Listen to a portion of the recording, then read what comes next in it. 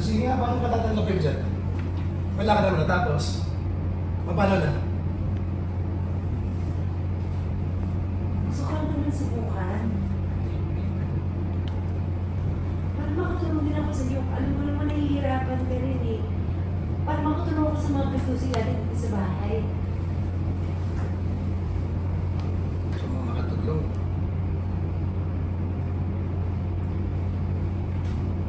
Gusto mo makapaglantian sa tulong na lang.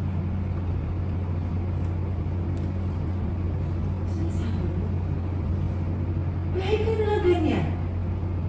Nagsiselos ka sa mga hindi naman dapat pagselosan. Hindi naman ganyan ang pinabis sa akin ah! Sige, sumagot ka pa. Kapal na ng mukha mo ha.